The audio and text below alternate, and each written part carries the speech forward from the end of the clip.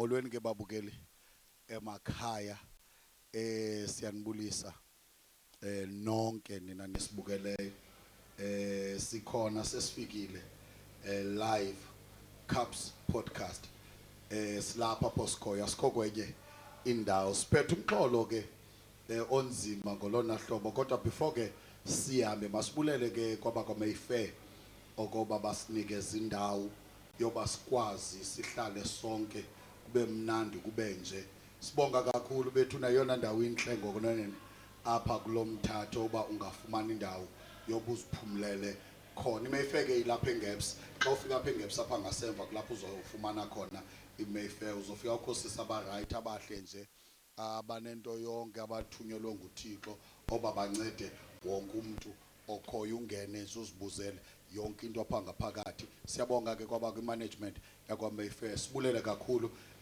ku-Cups events ngoba si live kwi-page Cups events owaziwa kakhulu ke ngoba ebangcwabini uyazi ubufuna ke umuntu oba kuvidorizela akushutela isingcwabo sakho siphume sihle please contact Cups events kulapho uzomfumana khona zonke into zakho xa ikushuta ke ziba live ku-page yakhe siyabulela kakhulu pha ku-Cups events ditshilo ke ndathi ke ndihleli notata bam ngizobanikeza ithuba umuntu azichaze okokuba ungutata ubani ucomfortable oba simbize ngoba ungutata ubani sikumba ke mntasekhaya onzima ngolona hlobo kodwa before siye kulomba maniqale mandibanike bake bazibulisele pha kubabukeli emakhaya umuntu azichaze uba ungutata ubani ukweliphi ihlelo ngokwehlelo maniqala lapho kuwe tatami manibulise kakhulu kubabukeli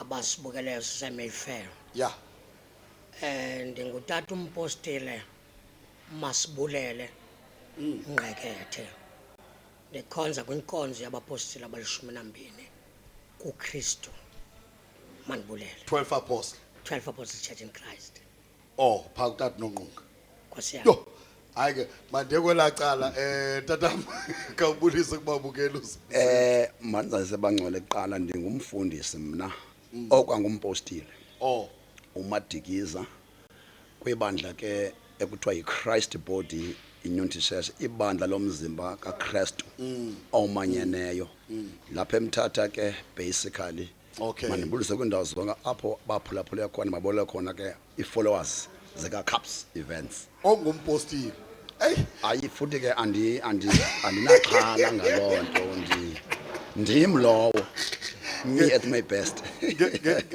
ngenye imini sawuze size nayo lento sawuze silande babukeli yoba kahle kahle kuko abapostile ufuneka silande kuko ibandla labapostile kubekho kufuneka silande into ezikhudla yimini kodwa asikho lapho namhlanje ngoba sengumpostile nje wenziwe ngubani uzibe ngumpostile sengulo mfundisi unguye wenziwe ngubani kuzibe ngulo mfundisi kodwa ke asikho lapho ke babukele emakhaya sithilo sathi man please share the page like the page ucomment kucace ukuba sihleli kunye nawe sizosifunda ke icomments zenu ndenzela uba nihlale kunye nathi ndithilo ndathi buya sifumana khangela ke kula page ithi Cups podcast lapho apho sikhoyo Cups events page uzosifumana kuyo kodwa sikwi Cups podcast kulapho pho sikhoyo into zoba namhlanje ke siphethe into ithi umxholo wethu is there a relationship between God and ancestors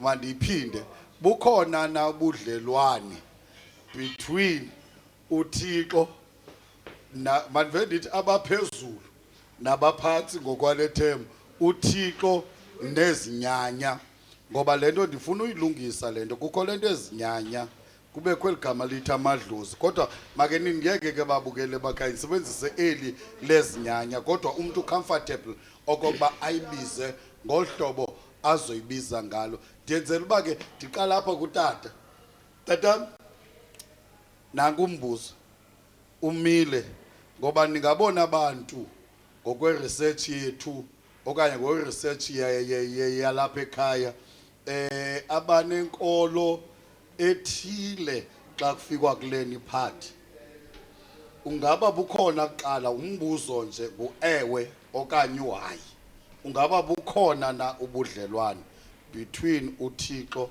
nezinyanya? Ubudlelwana bukhona phakathi koThixo nabantu abangasekhoyo, hayi izinyanya. Abangasekhoyo. Yo, mandikubambe kanjalo. Bawudix, ndifuna uyiva pha kuwo. Ubudlelwane bukhona. Ngokwezwi lenkosi nguMateyu chapter 22 verse 32. NdinguYehova uThixo kaAbraham, uThixo kaIsaac, kaJakobe. uThixo akaThixo abafileyo, ubungabaphilileyo ndiqebile. NdinguYehova uThixo kaAbraham, lizwi lenkosi ele nguMatthew 22 verse 32. NdinguYehova uThixo kaAbraham, uThixo kaIsaac, uThixo kaJakobe. uThixo akaThixo wabafileyo okanye izinyanya, unguThixo wabaphilileyo. Therefore there is absolutely no relationship. Yo, bukela uyasivela. Ndifuza suka ngevili sisuka uyasivela mbukeli apha ekhaya. Kutheni tatam? Khawusinabisele. Kutheni uzothi wena ewe? Ngokwale nkolo yenu kutheni uzothi ewe? Ndiyakhalela. Nafuthi ndiyakhala ke ngoba le nkolo zonke zibased ezwini. Ndikhala ke sinzule nalapha ezwini ke namhlanje ke sicacelwe ikiqhaqho leni kutheni wena ubeka olhlobo. Uba singaqaphela encwadini yeGenesis Okay. 25 verse 7 Yes. kukho indoda enguAbraham, Oh. uyise wamakholwa, ethe xa ifayo yahlanganiselwa kwaba kubo. Ngamanye amazwi ikholwa lawuhlanganiselwa kubantu abangasekhoyo. Mandi wahlanganiselwa kwaba kwabo. uAbraham uyise wamakholwa. Ithi iBhayibhile ke ngoku wahlanganiselwa kwaba kubo. Ngabaphi abakubo? Abantu bakubo nje. Ithi iBhayibhile abakubo yayiveza phi? Ndahlulile xa ubomamele bishop wami. Into uthi sinezinyanya. Okay. Sinabantu abangasekhoyo. Oh. Xa ulikholwa unohlangana nesinyanya. Okay. Because isinyanya singabantu abangakhokhelekiyo. Abantu abangasekhoyo bangabantu abakhokhelekayo. Ekumele xa ukholwa uhlanganiselwe nabakholwayo abangasekhoyo kodwa. Hayi imatatam yani uyalahla yebo. Ulahla west ke gogo ngoba nombukeli pha ekhaya ulahlekile. Isinyanya nomuntu ongekhoyo umehluko undawuni. Uma ungaya emakhaya la sizalelwa kuwo, kukho amadoda ahlanganiselwa namasiko. Okay. Kukho amadoda angekho masikweni ngohlobo lokuthini lokuzalwa. Okay. Isinyanya ngumuntu omela amasiko. Kukhona abantu abangasekhoyo abangahlanganiswa namasiko. No. Bukela nenzela okokuba utatam ndimva kancinci. Hey. Ndiza kuwe bawudix. Yes. Utatam uzohlula zimbini ezinto. Uthi isinyanya ngokuva kwaba ndiuva kahle uzotsho tatam bandi wrong. Isinyanya ngumuntu ofe engakholwa. Uzama ukutsho Ngumuntu ofe ephethe amasiko. Ezifemelini kukhona abantu abaphethe amasiko. Kukhona abantu abangawakhathalelanga amasiko. Isinyanya sizazi njengomuntu wamasiko. Umuntu ongasekhoyo simazi njengomuntu ongahlanganiswanga namasiko. Bawudix mandize kuwe xeko. Utatam na uyayibeka utatam ndi. Oyakuhamba ixesha wona ndizoya utatam engena nzulu kulento. Mandikunike nawe bawudix ukuvela. Andifuna umuntu omdala ukuthi urongo.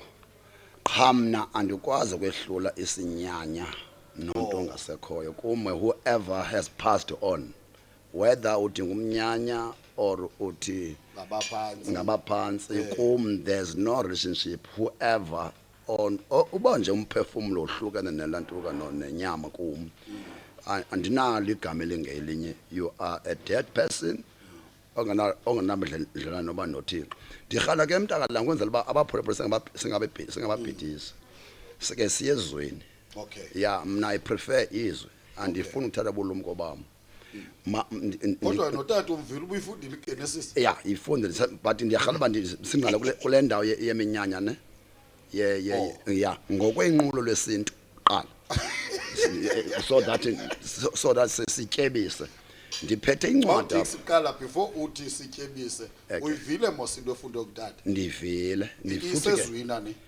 njengoba ifunda mandicakise ngokuhlobo ndi-understand ngalo mna Isezwini bawuthixo. isezwini lotata ithethayo kodwa mandingecasa ngohlobo lwam ne i-Old Testament ne-New Testament inkqubo yazo isimilar but it's not the same.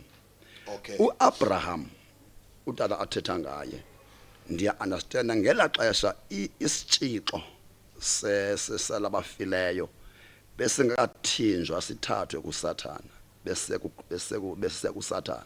Okay. Ithi iBhayibhile xa uzofuna pha kuLuka chapter 17 malunga noLazaro nesityebi yeah because imnandi pha kusityebi noLazaro uzoyive kakuhle lento xa bebhubhayo bonke abantu bebesiya endaweni engaphansi but kuthiwa kube kunomsantsa between abafe bekholwa nabafe bengakholwa but when access uSathana kulandela labafileyo ngelo xesha Bawuthixo ndingaqhawulanga. Yes. Kwakukho umsantsa yes between kwabantu abafe bekholwa nabafe bengakholwa. That means ndizama udibanisa nalento ibithethwa ngutata ngoba babe ndibamba kakuhle. Yes. Kukho abafe bekholwa. Yeke. Kukho abafe bengakholwa. Yes. But uthi wena Nabafileyo bonke abo. kwakukho Yeke. umsantsa. Yeah. Go back then. Kwakunegulf Okay. kwakukhona igulf Okay. lo msantsa ubusohlula umzekelo xa siyapha eBhayibhelini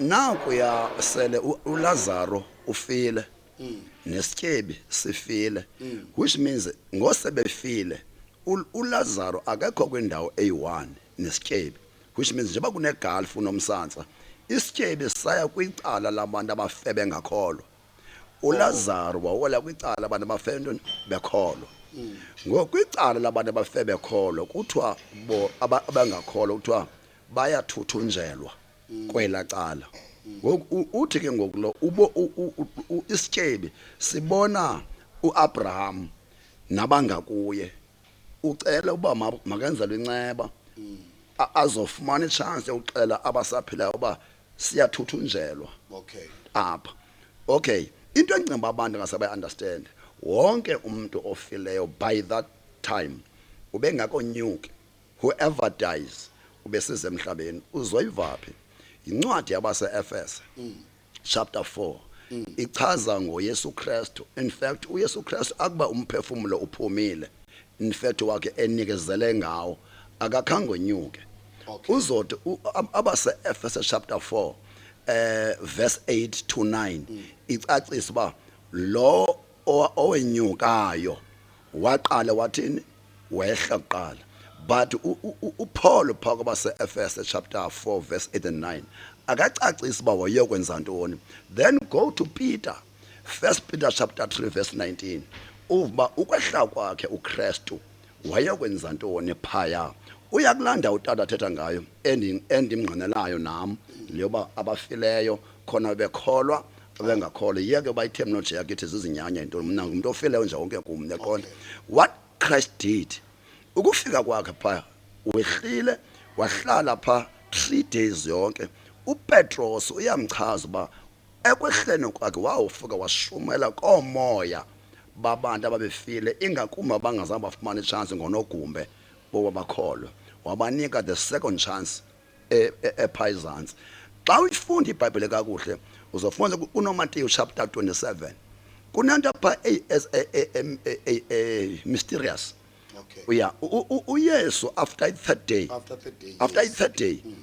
uye waqonda ngqo kumphathi wale ndawo lento izitshixo zasekuye wanyanzela izitshixo ukuze bonke ababekholwa nabathi ngela xesha wayishumayela phaya bakholwa wabavulela kulandawo kuthiwa Abraham Bosom. Yaphelelwa Abraham Bosom le utata bethela ngayo.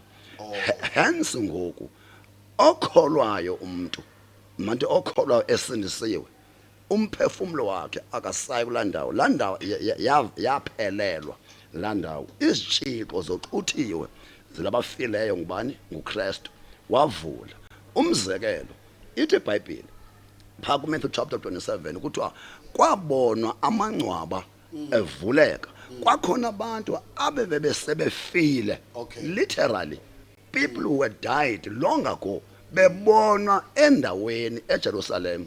Then it was a sign that they are no more there. Babenganothi abantu sebefile bephayizana baphinde babonwa baphinde behle. They were just ascending.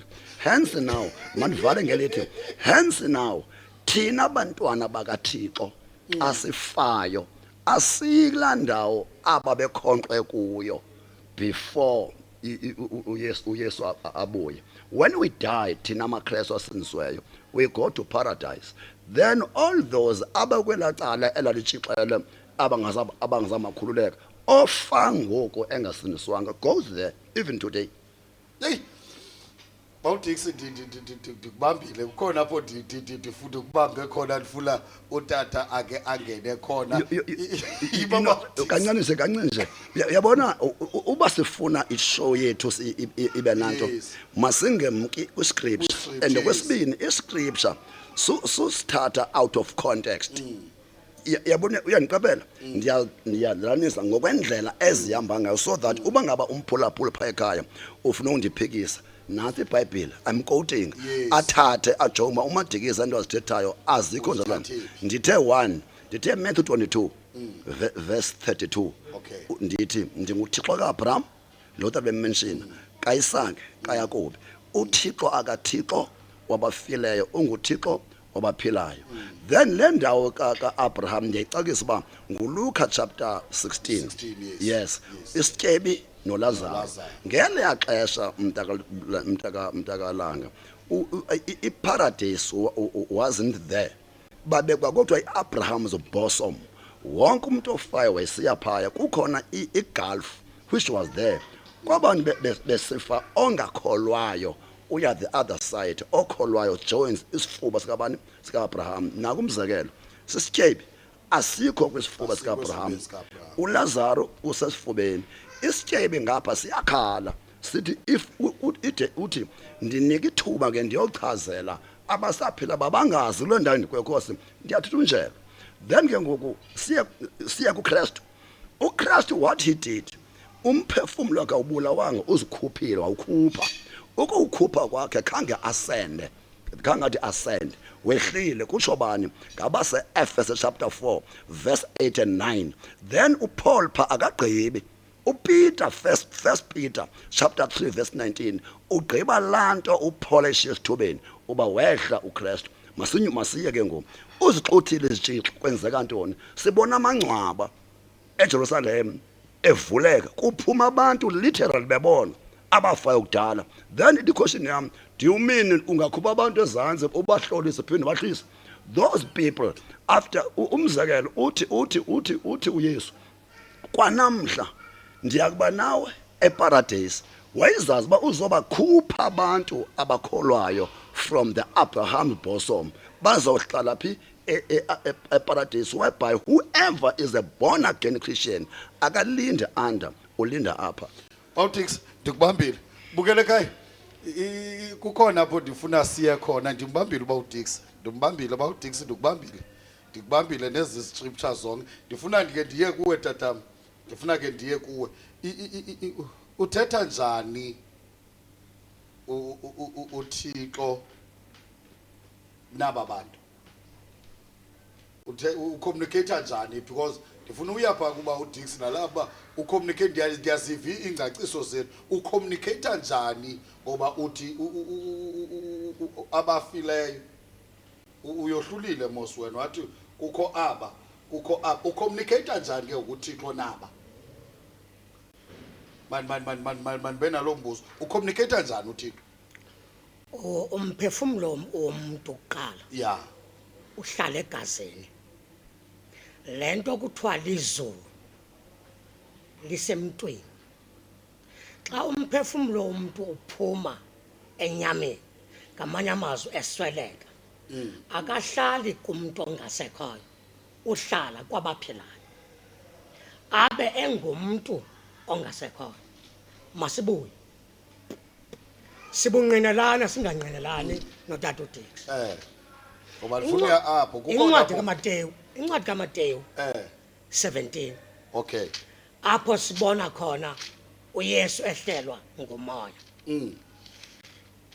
phaya ebehamba nabapostoli abathathu uPetros uYakobi noYohane yeah xa kuhla umoya onjengehobe iBhayibhile lithi uPetros wabona amadoda amabili ase eswelekile uMoses Matthew 17 yeah yes 17 yes ubona pha uMoses noEliya ababeswelekile ababesolekile yes uthe kubabona ke ngoku uPetros athi Nkosi masakhe iminqo iminqubo ibe mithathu ayibaleke uthi kuYesu hayi umele ubunquba ube mnye apha xa bendimamele uhlanganiswa abantu abangasekhoyo namaKristu uKristu akamkanga kubantu abangasekho njengoba utata Madikizela etsho utata Madikiza esitsho ukuhla kwakhe uhamba nelizwi kaPetros elithi ushumayelo lwethu lo ushumayela nakwabangasekhoyo ushumayelo lwethu soshumayela nakwabangasekhoyo uthetha njani uhlanganisa njani ndifuna sithi uze kule part uhlanganisa njani ngoba nyani uthi apha masakhe abiza abantu abangasekhoyo ngokutsho kwakho ababiza ababantu yes iBhayibhile itsho ababiza masakhe iminqubo uthetha njani into endifuna uyazi ucommunicate njani ngoba ndizoyapha kuba uDix ngoba napha kuye ndifuna uyiva uba ucommunicate njani okay masibuye ke siphinde siye kwincwadi yamaKorinti oqala sahluko seshumi nesihlanu siye kwiverse ka29 yinina ukude babhaptizelwe abangasekhoyo ukuba uvuko lwabafileyo alukho ngamanye amazwi umuntu ongasekhoyo ubhaptizelwe kwabaphilayo ukuze uThixo xa ethetha nabo athethe nabo bekwabaphilayo uThixo athethe nabantu abangasekhoyo bekwabaphilayo because izulu labo lisemntwini uthetha ukuthi ke ngoku aba bangasekhoyo baphefumula ngaba baphilayo okay uDix aba bangasekhoyo baphefumula ngawo wena mntu uphilayo uthini xeko hayi kaloku ndithe mna mntakalanga andinakwa nabudlelane nomuntu ofileyo mna noba utata umbiza ngokuba sisinyanya omnye ngwintontoni mna I'm just ndithi nje ubufile ibaba uDix nakutata ulale phrase yakhala siqale kule phrase avale ngayo uyayiqaphela uyilela nto kavale ngayo le paragraph avale ngayo nje ethi uphefumulela kwaba baphilayo uyikotile ezwini uyikotile ezwini ndidi masiqala about Dix before uye kule part ufuna yakuyo ungahlomla uthini wena ngalona masike sithethe kanje mithathu imimoya masiqaje kulonda uqala emsho iyasenza lula lonto kunomoya wami human spirit okay kunomoya kaThixo kunomoya ongendawo yo maliphinde into zosincede ukwazi different types of umoya ngumoya womuntu the so called human spirit okay oqala umoya womuntu uvelaphi nje basifuna kulandana andizobasanda umuntu ube sesidumbu phaya engena mphefumulo engena moya esisidumbu nje then uThixo waphefumulela kwi-nostrils zomuntu kwaphuma umoya kaThixo wangena emntwini the so called human spirit ngulamoya obungumoya kaThixo akuphuma kuThixo kutshintsha iterminology ungathiwa ngumoya kaThixo xa usewusemntwini ngumoya womuntu mamelake umoya womuntu depends upon either the spirit of God or the evil spirit. Oh. Ndiyoyika ke ukuthi ndizowuphefumlelwa ngumuntu ongasekhoyo ndingawazi umoya kuye. Sekukhona into ezithiwa ngamademoni nje.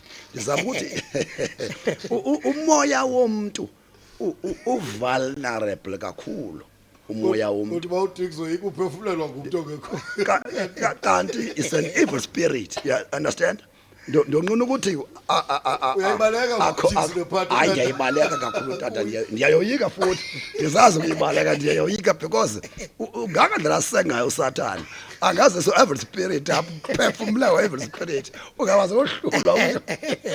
Hayi mna kungcono ngamsangena kona cala because into edibe nomoya ni sensitive. Oh. Umoya womuntu very sensitive and vulnerable. Uxhomekeka umoya womuntu ba uaccepte ophu umoya ngelo xesha. Umoya womuntu uyakwazi ba uoverpowerishwe ngumoya kaThixo. Umoya womuntu wazi uoverpoweriswe ngumoya ongendawo. So hence inkonzo mina andirhaleli ukuzifaka kwinto yomoya ophefumulwa ngolahlo umuntu alasho ngalo. Mina I believe in one thing ne. Uba ngaba ndisindisiwe ndilikholwa umoya wenkosi, umoya kaKristu, umoya kaThixo umele kube nguwo ohlele kum, so that evil spirit angamna chance in my body. This is a temple of God. It is a holy temple of God. So uba ngaba kwenzekile ngelishwa itempile yam ayabikho ngcwele, I'm vulnerable to any other spirit other than spirit of God. So kufuna ndihlala ndijonge uba ingaba ibody yam i-ready na to accept the spirit of God or sele ingangenwa nangulo evil spirit because mithatha imimoya ngowam ngokaThixo ngongendawo. Tata uba uDixie uthapha kule ndawo avala ngayo. Hayi bandiqale ndithi babukele emakhaya ube kanti sisonke sibe kanti sisonke ngoku kuqhaqhwa izwi kudliwa izwi ndihleli nenkonde apha ekudala zikwelivangeli ezicacayo baziyayazi lento zithetha ngayo. Ndifuna ukuza kuwe tatam pha ipostile nina le belief yeni ndike ndathi about this xa sizokwenza le episode ndathi make ndivakashele pha ipostile because akufuneka ndithethe nge-hearsay. Yes. Kufuneka ndithethe ngento endike ndayibona. Nomnye ke utata abapha abangabapostile utata uNokhwali endike noNogqazi endike ndake ndavela pha kubo. Kukho lenkonzo ndiyani noba yisilinda noba yintoni kuthiwa pha bawuDixie sivulela bonke abalela ukuthula abakholwe bengalelwa ukuthula. Ndaqomba nantsi ke le part udala ndiyifuna izongena kule nto sikuyo because kudala ndizibuza bawuDixie oba njani okholwayo nongakholwayo olela ukuthula nophila. Tatami kusube nizidibanisa njani ezinto ndifuna ke before ndiye kwenye into ndiyarhala ndinomdla oba nizidibanisa njani ninezikolo zimbini. Make sibuyele kulaa nto ibithethwa ngutata uDixie bakwaDixie. uMadikisi ethetha ngoLazaro, ethetha ngoDivasi, ayingoAbraham obe ebephendula, nguDivasi othetha noLazaro ekuAbraham. Imake tatam yini nguDivasi obethetha noAbraham noLazaro ekuAbraham ngoba ithi iBhayibhile ubesesifubeni sikaAbraham ethuthuzela njengoba kuloo ndawo bekuyo yena ethuthunjela.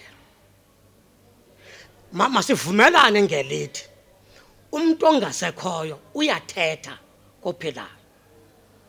Njani uyabona ubuyisela back ukulambuza bendubuzo ngoba uthi uba uDixie apha ayikho lonto kweyaba inkolo it's totally Ngizothi hayi man vele ndithi ayikho ndingayibeki ngolunye uhlobo.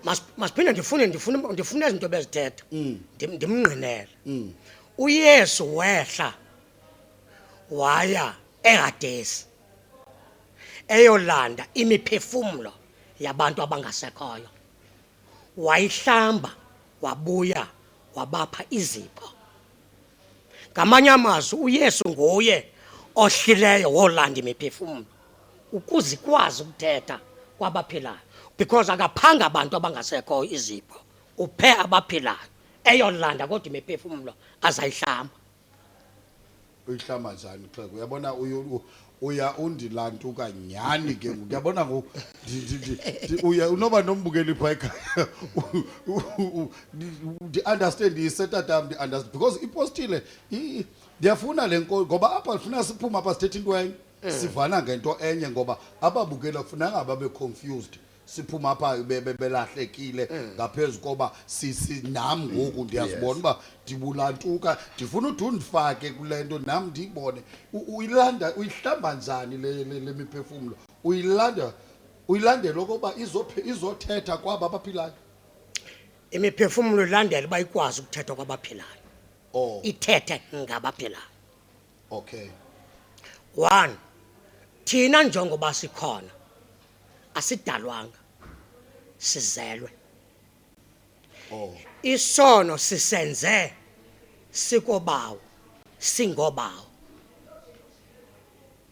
Then ukona kobawo, sisenze isono sisenze sikobawo, singobawo. Ukona kobawo asinokwazi ukuthi thina zange sona because sasikubo phi egazini. hey ngesithi ngoku udivert iTrinity to isintu ngohlobo endukuvangana, ngoba lo sithi xa sithetha sithi sinoThixo uyise, uThixo unyana, uThixo umoya engcwele. Now uthi wena isono, that's why ngisithi ngesithi uba ndukuvakala ngesithi udiverta. Now xa ndikuva kahle uthi isono sasenza sikobawo, singobawo. Njani Xhego lam? Mathatha umzekelo. Ukuba utata wayetsiba amacingo ekhangela umama, ndandikhona ndikuye Wawutsiba naye amacingo. Asiqali ukuba khona besikho njengoba sikhona. Into unapho besihleli khona, besihleli egazini lobawo, because umphefumulo ithi incwadi kaLeviticus 17:11. Umphefumulo wonke uhlala egazini. yo buke yabona ngoku hayi uyabona uba zilayitile zonke iBhayibhile ngoku iyekubeni okokuba ngoku bobawona ubawudix sivaleni ngento ethi izwi likaThixo umuntu ulinterpreta ngohlobo afuna ngalo ngoku. Wake wathi omnye umfo oba ndisakhumbula, andiyazi ba wayephi bawudix, esithi nawo tatam, esithi kugcwale ngoko kokuba izwi siliyeke ulinterpreta ngoba kuyacaca uba ngoyasili-interpreta liyalisonakala ngohlobo ngoku ndiva ngalo, ngoba uba olu hlobo ali-interpreta ngalo heyi libundigqwetha bawudix. Maniqale kutata. Wawutsiba amacingo notatakho. Ndiye ndithanda into elilizwe. Uthi uEzekiel chapter 18, umphefumulo onayo uyakufa, awuzufelwa. Umphefumulo onayo uyakufa, Individual, which means single. uyabona uba kunjalo ngeba useless okhola, because mos uba utata wami wonile automatically noma ndiyadlana noba ndiyazi it would be useless ukholwa kamos. Mna I differ 100% nento katata, but andimbethi andiyingqini ethethayo uba automatically Wawutsiba icingo. untsiba ucingo. No, imfuza ndingamfuza utata xa wayithenga ngenxa yejeans, xa etsiba amacingo nami belamba nditsimba, but ayithi loo nto isegazini, loo nto imele ndibe njani, senongayenzi loo nto. even did he decide not to do it. So akukho nto into eyenziwe ngutata automatically ndikuyo mna uba wonile wandonela umuntu yazonela yena umuntu wona ngonokwakhe uzogwetywa umuntu ngesono Alokuthi sakhe. bawudix utata andifuni lento ibe ngathi kuwotsa imicingo uthi utata wawukuye ngoba ude ukotile lapha izibhalo zithi izibhalo ubukota uLeviticus ne yonke imiphefumulo yonke imiphefumulo ihlala egazini. That means wena ngokutata wayitsiba amacingo wawukuye ngexesha ungekabikho. Ndiyayivuma genetically ngokwa biology ngizoyivuma but spiritually ngizoyala. Biologically injalo but spiritually ayikho njalo. Njengomuntu oyitishala ndizoyivuma injalo because ke imbewu yami may affect inzala yami because of inheritance, but spiritually it's totally different. Ndiyakhala sibuye tatam ndifuna uhamba hengoku kule part bawudix athetha kuyo biological tatam apostolate, do you believe kuYesu? Kusuka kwavuka loo nto, yes, it's out of Yes. content lesikuyo, but do you believe kuYesu? Nini njengoba ndikumamele noba udix ndikumamele ndikhona apho ndifuna siye khona. Do you believe kwinto noYesu? Do you believe kwinto yoba nguye indlela, nguye ubomi, nguye inyaniso, akukho namnye ongaya kubawo engayanga ngaye? Ahle kutata, do you believe loo nto tata? mna ndibhiliva kuKristu owaye kuYesu, andibhilivi ngoYesu because umuntu oqale wabakho nguKristu uYesu engekabikho. But alo tatam ubuthe wena ubukhona usegazini. Ngalo nthetha ngoYesu noKristu. Alo ndifuna siye kulo part ubuthe ubukhona usegazini ukutata ngexesha utata tsiba amacingo ebetsiba nawo. That means noYesu mose xesha uKristu ebetsiba amacingo betsiba naye. Hayi. Njani? Hayi. uKristu ungulizwe obekho lingekasekwa iphakade kwa uYesu engekazalwa, okuzelwe inyama kwinyama, okuzelwe ngumoya kungumoya. Okay. uKristu ungumoya ongene ngaphakathi kukaYesu omenze uYesu waba sisidalwa esitsha. Ungekabikho umoya lokuthiwa nguKristu, uYesu zange abe sisidalwa esitsha. Ndimi indlela kutsho uYesu, uyayazi lo vesi, ndimi ubomi, ndimi inyaniso, kutsho uYesu, akukho nami oyakubawo engayanga ngaye. That means uYesu. Singancedisana Bishop. Do you believe Lord? Bishop singancedisana. Do you believe lo vesi? Lo vesi uyayazi? Ndiyayazi lo vesi. Oh. Kodwa singancedisana. uYesu kwakufika ixesha lokuba uKristu engekho kuye. Incwadi kaYohane 6 verse 36. Uthi ndizele oku, ndizalelwe oku ukuze ndiyingqinele inyaniso. Because ngelo xesha akasiyo inyaniso. Inyaniso ayisekho kuye. Le inguKristu. Le nto enyaniswa nguKristu ayisekho kuye ikuPetros. Ndizele oku, ndizalelwe oku ukuze ndiyingqinele inyaniso. Yabona mbukeli? Yabona namhlanje Ake ndingene nama ndifuna uyapha kuba udix ngoku. Yabona namhlanje mntasekhaya. Hayi. Mna ndifuna uthula. Yabona ngoku nawe ndiyakubona apha ekhaya noba unale mibuzo nayo ndingakwazi uyikhupha.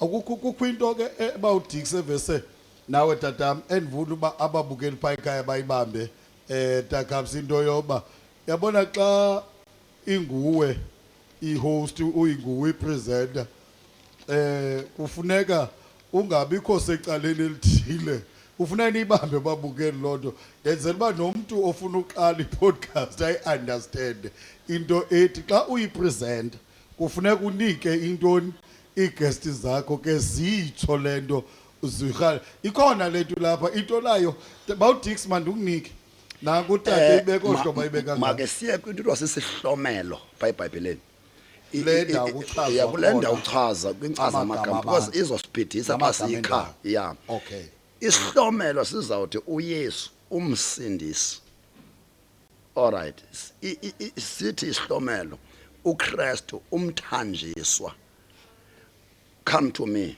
ndingugcobani Patrick Madikiza oh onokwehlula ugcobani noPatrick is me okay alright neBhayibheli iyangqina pha kuJohn umpostoli oqala chapter 2 uthi verse 22 ngubani na ixoki ingenguye okhanyelayo ukuba uYesu unguye uKristu ngubani na ixoki ingenguye umuntu okhanyelayo ukuba uYesu unguye uKristu lowo ungumchasi Kristu omkhanyelayo uyise nonyana bonke abamkhanyelayo unyana abanaye noyise ndibuye abangamfuni unyana ijonga abamfuni icacile bamfuni noyise xa uyabona ifuzo kwehlula uYesu kuKristu yimistake uqala le iBhayibheli isho uthi umuntu omkhanyela ba uYesu unguKristu lo muntu ngumchasi Kristu into yokuqala leyo masibuye into abetha abantu ijob description into abantu babhida ijob description yegama lika Yesu negama lika Kristu ugcobani mathele ngami ugcobani mean gcoba vuya okanye anoint uPatrick means patriarch yeah uyaqonda yeah. But awunokwehlula uPatrick kugcobani because ijob description kaGcobani iyadingeka same applies to job description kabani kaPatrick iyadingeka so engekho uYesu to finish umsebenzi uKristu wayengeka kwazi ukuvela because ijob description kaKristu bekumele ivele after umsindisi eqibile just job description umuntu oyi-one lo one person but different job description Tadam Asiyang ndiyafuna ukungena kule nto uba udix ayithethayo ndiyakuvikhona le nto urhalela uyivethe kodwa mandimnike uba udix usagqibezela so that uzokwazi eBhayibhelini ndifuna umphulaphula opha ekhaya amamele kakuhle yincwadi yezenzo chapter 2 verse 36 ingqina uba uYesu nguye uKristu yincwadi yeBhayibheli ngu17 verse 03 iActs uYesu unguye uKristu yincwadi yeBhayibheli Acts chapter 18 verse 28 uYesu unguye uKristu awukwazi ukuhlula into eBhayibhelini ethi injalo who are you by the way ukuthi uYesu mohlule uKristu mohlule who are you by the way iBhayibheli ibeka uba uYesu unguye uKristu hence ndisithi i-challenge yabantu abakwazi i-job description Tadam kule nto ye-job description unimohlula njani nina masithatha incwadi kaMateyu wokuqala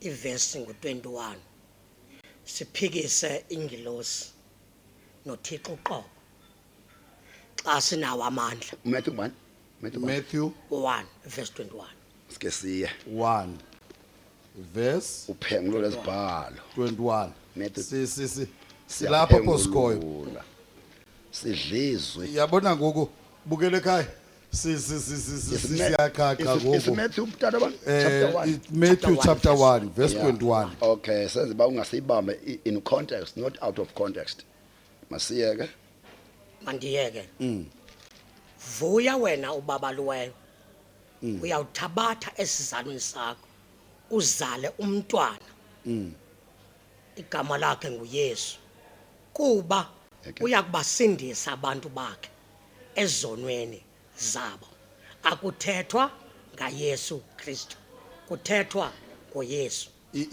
imatata ndihala imaxola ndiyayiva ayinjalo injalo ithi apha she will give Okay. birth to a son, and you are to name him Jesus. ngesixhosa ithi Ngesixhosa ke ngoku uya kuzala unyana ke umbize ngegama elinguYesu kuba kuba kuba yena job description kuba yena eyakubasindisa abantu bakhe ezonweni zabo. Job description of Jesus. uya kuzala. Ndifuna ukuvula itata masiyami. Masiya. Utata uMadikiza engekasindiswa unguMadikiza. Mna ndingeka nikumoya okuthiwa ndingumposteli. Andikhange ndibe ngumposteli. uYesu uzalwa enguYesu njengabanye abantwana. Oh, Ube nomsindisi onguKristu. Lo menze okokuba kuthiwe unguYesu Kristu. Incwadi kaIsaiah 9 verse 36 izawuthi sizalelwe umntwana Yes. sanikwa sanikwa unyana. Unyana. Yes. Ngamanye amazwi uYesu simzalele sanikezwa unyana onguKristu ukuze angene ngaphakathi kukaYesu, ukuze uYesu abe sisidalwa esitsha. Because into ethinta umuntu ayingomlomo, ayizozibhala, ngumoya. Lento endenze ndaba ngumzalwane ngumoya oyingcwele. Yandenza kuthiwe ndingumzalwane uMasibulele. Engekabikho umoya bendinguMasibulele. uKristu engekafiki uYesu binguYesu. Hey, Masibwe ngigqibezele. ndifuna imatata before uyigqibezela. Hayi sinexesha, yabona ngoku uyandigiyarisa ngoku, sinexesha, sinalo ixesha. Engekabi naye ubani? Engekabi nayo uKristu ebenguYesu. EbenguYesu. Engekabi nayo. Engekabi nayo uKristu. Akazalwanga uYesu enoKristu. Ndifuna uyiphinde le party. Uthi simniki unyana, Umntwana uzelwe. umntwana uzelwe, Unyana simnike. Uyohlula njani? Utheni uzoyohlula xhego lam lele? Nitheni niyohlula lento kaYesu Kristu? Utheni niyohlula? Hey, Mama sibuyele kuMateyu 17. Sawuthatha sibembene ke ivesi. okay. Thatha uMateyu 17 ndiphinde ndiyothatha amaKorinte oqala sahluko seshumi. Okay. Masiqale kuMateyu 17. uYesu biza abapostoli abathathu. uPetros, uYakobi noYohane. Ethi iBhayibhile uphinde wehla lo moya onjengehobe apha kuYesu. Uthi ke ngoku lo moya lo ngunyana wam oyintanda endikholisiweyo nguye, mveni. Akatsho kuYesu, utsho kumoya ohlela phi kuYesu. Ukuba ibetsho kuYesu bezawuthi lo moya ubuhla kanje. uThixo uthi lo ngunyana wam lo ungumoya, because uThixo umoya Ubeni. umoya uThixo akawudali uyawuzala. Okay. uThixo ungumoya, umele kuzala umoya. Lo ngunyana wami oyintanda endikholisiwe nguye, mfeni yena. Into ezengiqiniseka ukuba lo moya uhlele kuYesu, waza uYesu waba nguYesu Kristu. Uthi kubapostoli bakhe, ningabaxelela abantu ukuba ndinguKristu. Masibuyeke. Ufuna ukugcwalisa le nto ukwenzela uba sizothetha kakuhle. Incwadi yamaKorinto okuqala sahluko seshumi ithi Hayi yatata. ama-Israyeli aphuma ulwandle olubovu ehamba noMoses. Ama-Israyeli abhaptizelwa, ithi iBhayibhile, abhaptizelwa efini elinguMoses. Babelandelwa ama-Israyeli ngumoya onguKristu. uYesu akakabikho. Ngexesha lama-Israyeli bengekho uYesu, umuntu ebekhona nguKristu. Bukele ekhaya.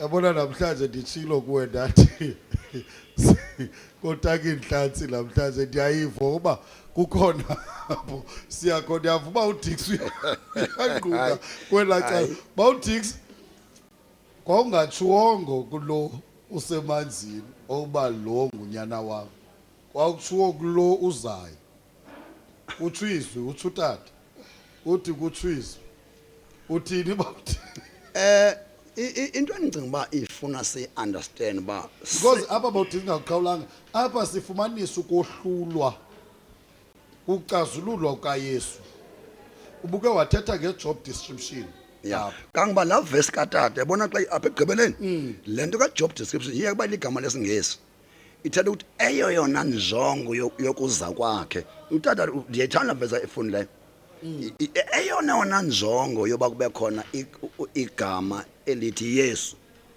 kukusindisa uyaqonda eyona njongo yoba kube khona igama elinguKristu intambiso okay yabona intambiso ngamandla kaMoya Ingcwele so into mna endingayifuniyo not kakubi andifuni ukuzibona ndibethwa lilizwi ndibe negama lethi ndingumchasi Kristu ngokuba ndohlule uYesu kuKristu ndibaleka nje lonto kuphela ndiyayoyika into isezinto nabani na omohlulayo uYesu kuKristu lo muntu ngumchasi Kristu masikote bawuthi nansi masikote kakuyifunde tata because namhlanje ndifuna sifundiswe ibe lilo elithetha utata uyalikota naye izwi nawe ndifuna ke sikoti ithini lento ya ndinguphila ngezwi kwesikhahlelo sami it nguJohn 1 John Mpostile chapter 2 verse 22 ngubani na ixoki ingenguye okhanyelayo ukuba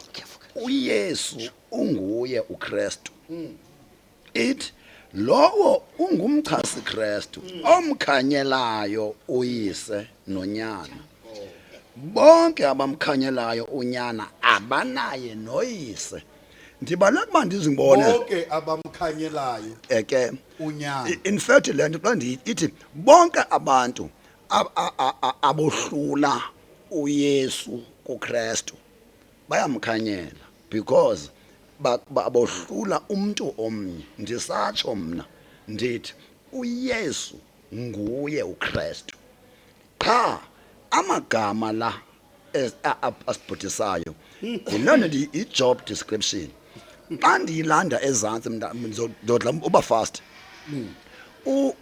uThixo wayefuna simnqule simkhonze ngale ndlela anqulwa ngayo ezulwini unfortunately kuchapter 3 kaGenesis umuntu wawe esonweni uThixo wakhetha uIsrayeli okokuba amenze uhlanga azowubonisa ngalo uba ndinguThixo but selenzile uThixo woyiswa uIsrayeli ngulomoya bona abantu wakhupha abapriste but sele bekhona abapriste bona abantu kwezi judges sezikhona ijudges eziright wangena lo moya benthe nje uyika lo moya wakhona ijudges eziphuma ecaleni wathi uThixo hey manditshintsha wangena kwikumkani bona abantu bawuthi wangena kukumkani oDavid zakhona ezibambayo lo moya wafika zona ikumkani wathi kwesine make ngicame ngonithatha umoya wami ke ngoku ndimbeke phezulu komuntu wathatha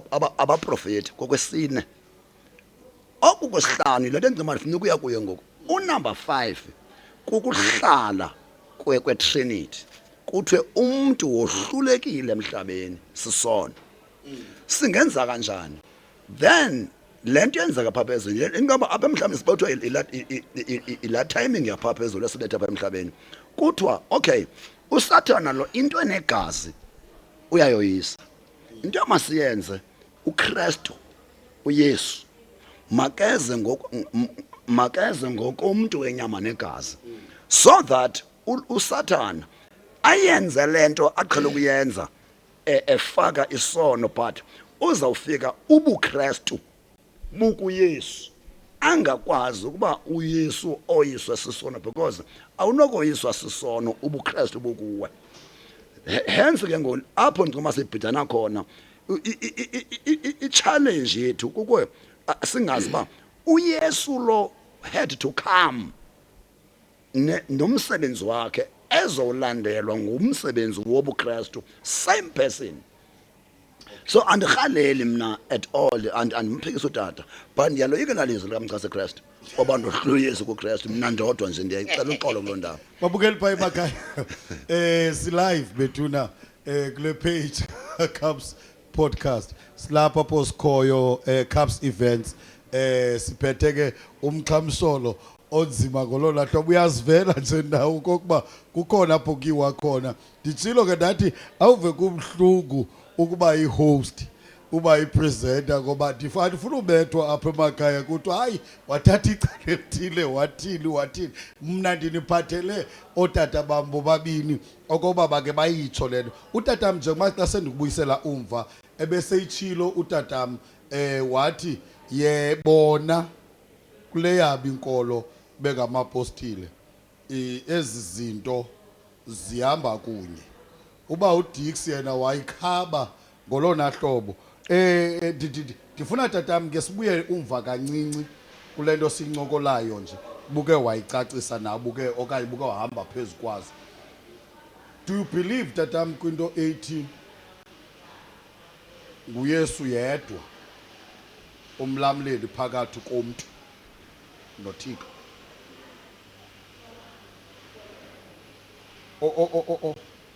Umuntu ophakathi, do you believe Lord umuntu ophakathi oba nguYesu? iBhayibheli ayitsho njalo. Ithi Ithi umlamleli phakathi komuntu noThixo ngumntu uKristu Yesu.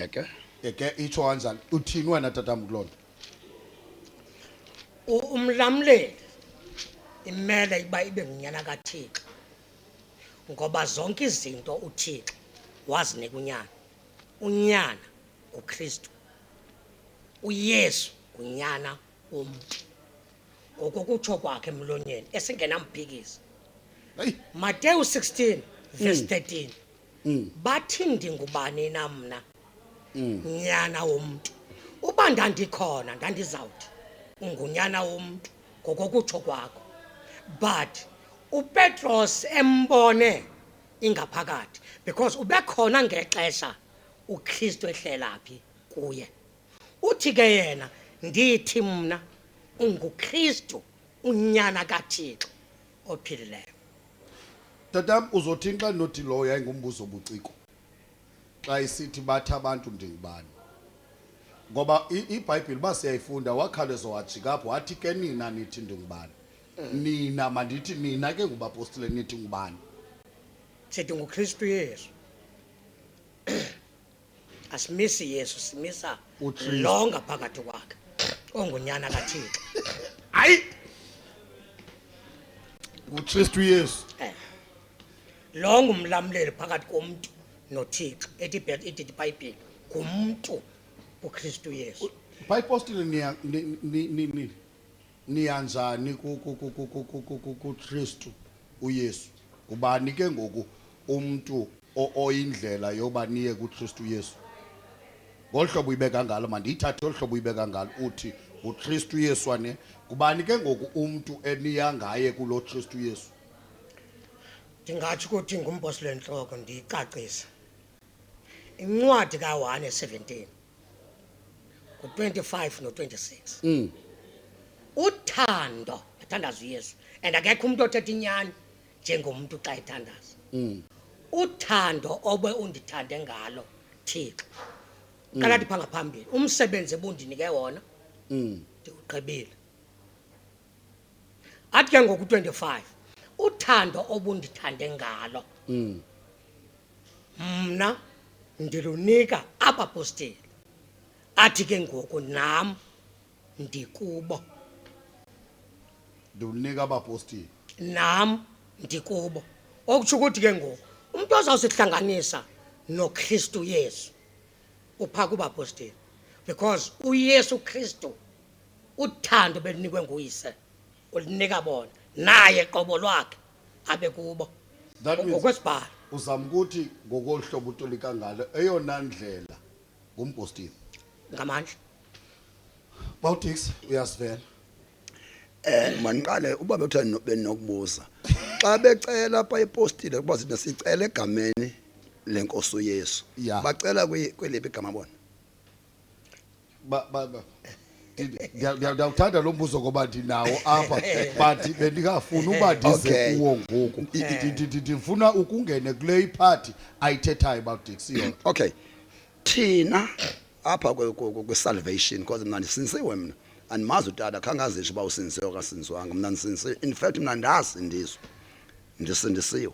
Ndisasindiswa, ndisakusindiswa. So singohluka ke ngokwezinye izinto. Thina abasindisiweyo si believe ba nguYesu umzalo sicelani kuThixo nicela egameni lika Yesu nikumoya oyingcwele. Xa sithandaza asithandazi kuYesu, asithandazi kuKristu, sithandaza kuThixo egameni lenkosi uYesu sikumoya oyingcwele. Uthi wena unayo le Umlamleli phakathi komuntu noThixo mnye kuKristu uYesu. uKristu Yesu. Nqinela. uYesu ke lo to be frank nje nguYesu lo. Ngabe ndikusakuthi Eyona nguYesu. ngxaki endiyibonayo apha ndifuna side siye ke ngoku koyona nqantsonso okanye koyona ngxaki endiyibonayo nababukeli pha emakhaya abayibonayo. Ingxaki apha wena tatam into yoba niyamixa ipostile icacile mos. Zinto zimbili enikholwa kuzo. Niyakholwa kwabangasekhoyo. Niyakholwa nakuKristu ndikhotheka kule nto kaKristu Yesu.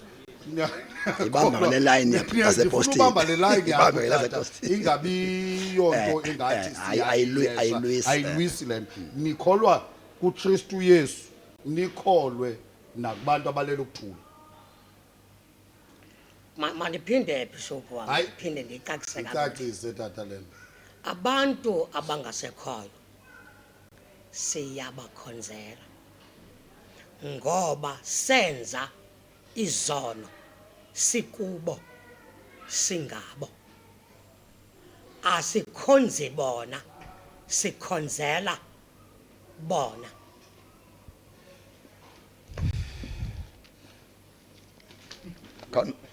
Sikhonzela bona asikhonzi imani tatam imani bazalwane imani befundisi bami niyanini confuse awesi nikhonzela bona anikhonzi bona Hayi, nikhonza abantu sikhonza uThixo. anikhonzi bona niyabakhonzela umkhonzela njani umuntu ongasekhoyo. Abantu abangasekhoyo okokuqala babhubhe bengamazi uThixo.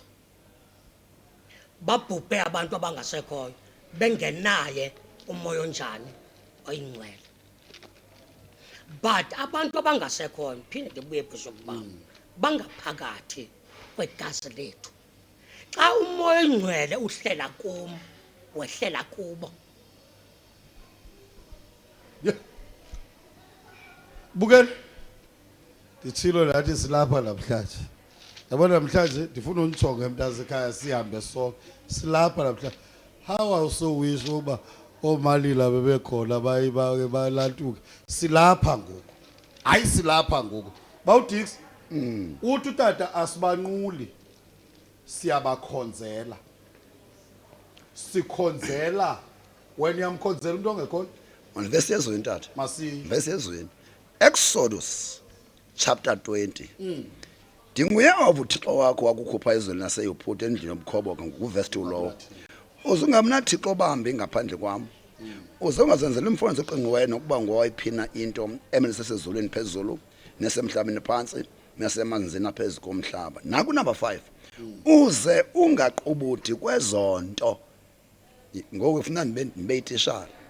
Unto means everything. Uze ungaqubuthi kwezonto, ungazikhonzi. Ukukhonza nokukhonzela one thing. Uba nguThixo uthi ungayikhonzi lonto, khonza it at your own high risk kusho uThixo ungayikhonzi lonto njengoba silutata akayikhonzi uyayikhonzela tata makungadlalwa ngesixhosa ukukhonza nokukhonzela into eyi-one le uba akafuni kwanto ethi khonza uThixo be it khonza or khonzela uThixo uthi andifuni wakhonzeko apha nasivesi uze ungaqhubuthi kwezonto ungazikhonzi ebengenoda phela athi uThixo ungazikhonzeli hayi ugqibile ungazikhonzi no person omele uba ukhonzela umuntu ongasekhoyo kusho uThixo abezweni lakhe akusho amadikisa yibaba uDixie yibaba ngoba into endiyithandayo apha babukele emakhaya bobabini ootata bakotizwe eyodwa into endiyibolayo mna njengamntu ophakathi kule nto into yokuba luhlobo eli-interpretwa ngalo uhlobo elicaciswa ngalo okanye luhlobo umuntu alidle ngalo tatama apho ndifuna uyakhona manivalele kule ndawo hayi bathi bawudix ndifuna utata uzokwazi uyivala utata lokubiqalwe nguye apho ndifuna uyakhona tatam njengoba uthetha ohlobo uthetha ngalo usithi ngumpostile nguye onicamagushelayo kuKristu Yesu ngaba ndisebenzisa igama eli-right na ngumpostile masithethe ngento eyi-1 ke ngoba ubuthe uphaa ku-12 apostle oyena mpostile oyintloko ubuthe ngutata uNongqunga that means ngutata uNongqunga indlela ngokolu hlobo uyibeka ngalo siyavana tata siyavana ngutata uNongqunga indlela ngoba nguye noKristu lo nimaziyo former teacher nomaziyo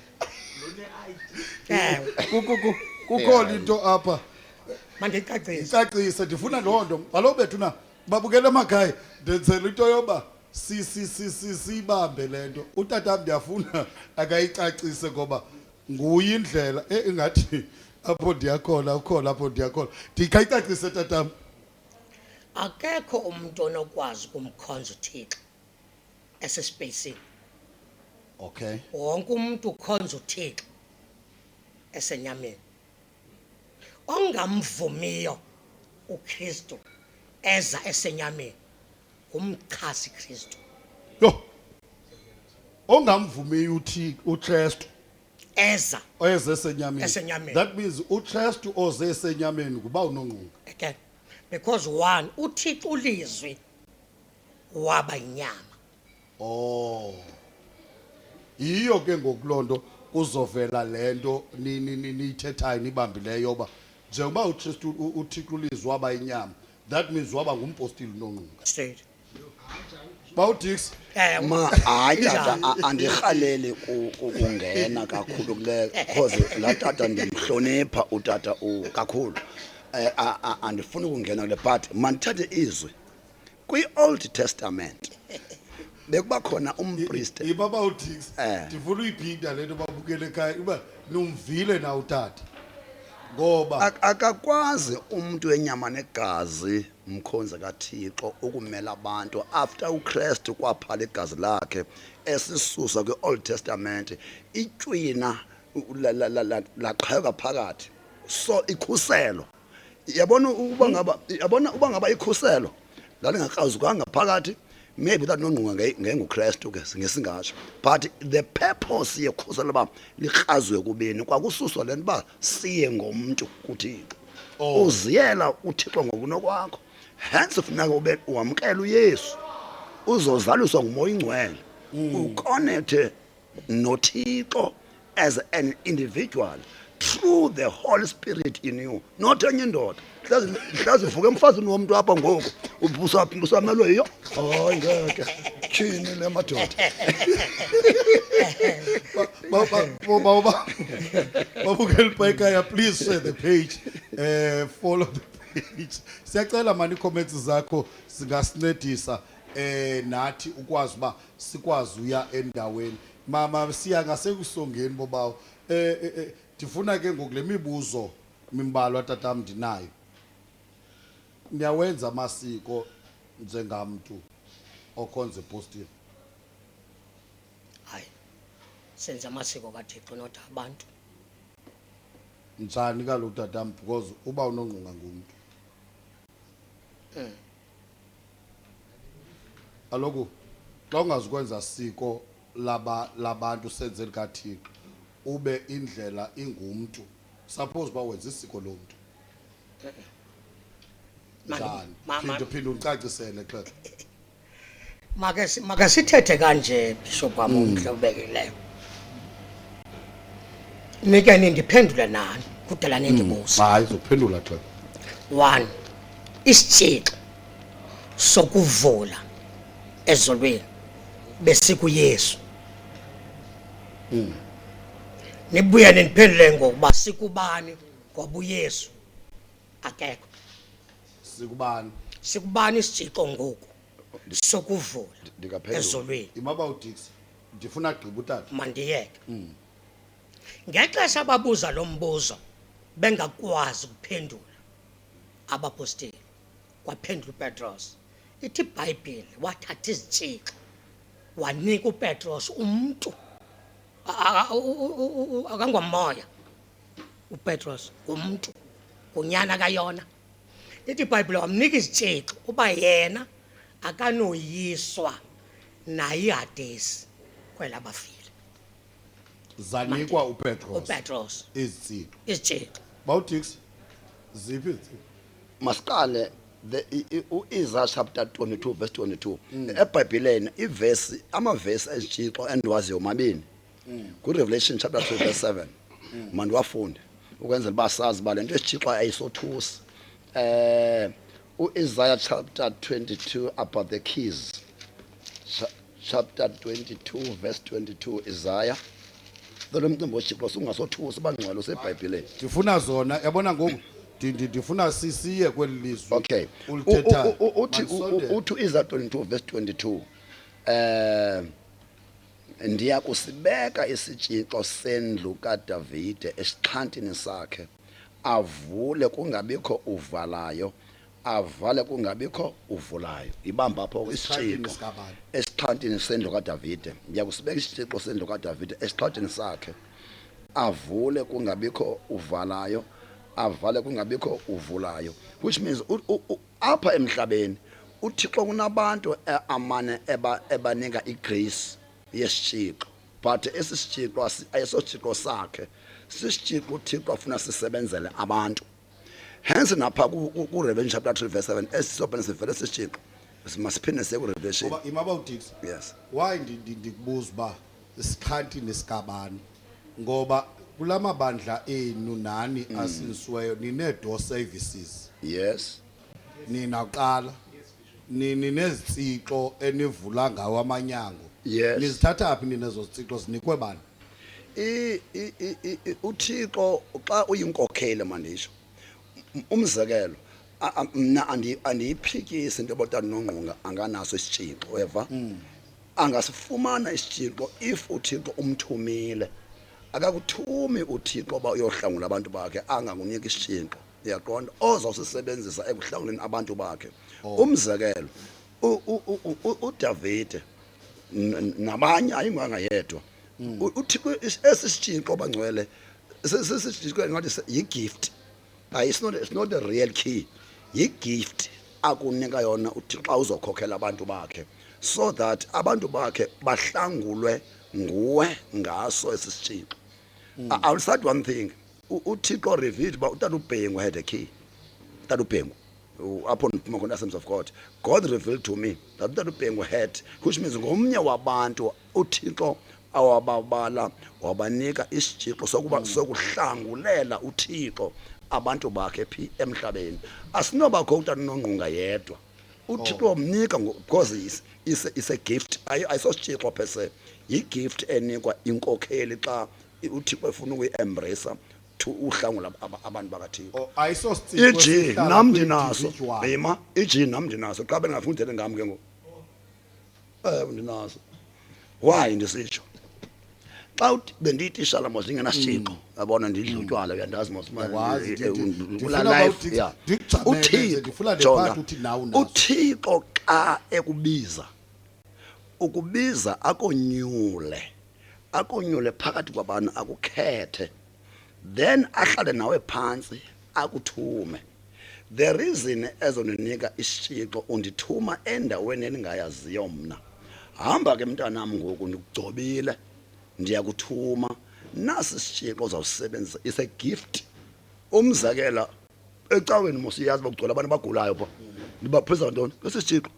Abantu mamphofonyana ugcola pha kwamadikisa. Babende sesisishixo. So asiphelelanga inkokheli inikwa igift which is a key. Ezawuhlangula ngaso abantu bakaThixo. So akunto isepostile kuphela igift. Masingathi ngathi is a literal key, is a gift. Okay. Epostile nguba unongqongo nesisithixo. Manje singahlaba ababholapholi. Esisithixo asiso sokukho ayisosokuhlanganisa abantu noThixo. Ngathi kwasasimona uThixo. Yibaba uThixo inhlonto ethile. Yibaba uThixo. Alokhu kwapho ndifuna khona ngalethu esisithixo. Ngoba lento yesisithixo ndifuna sibuyele back lanto saside kuthi vumbu. Lento yesisithixo ndifuna kubuyele back lanto ngoba utata wami uthe yena sanikwa ubani. That means ibiyibhayton le ubani wasigqithisela kubani icacile. Yeah. Pa ndifuna understand this tatam ndifuna understand this njengoba sentshilo nathi onicamagushelayo utata unongqondo onicamagushelayo wala ubaba uDix apho ndifuna yakhona kahle kahle oyena Yesu wasepostile kuba unongqondo nothi eyona Thixo le theme yakho indigqwethile mandivele ndibe kohlobo oyena Yesu kuni kuba unongqonga siyavana apho okanye uyibeka ibe clear le oyena Kristu ongowethu epostile utata unongqonga nanso Bawtix asibuye kanti ndicacise le ndaba. Okay. Awunokwazi ukunikwa isithixo ungazuvula ungazoyisa eHadesi kwelabafili.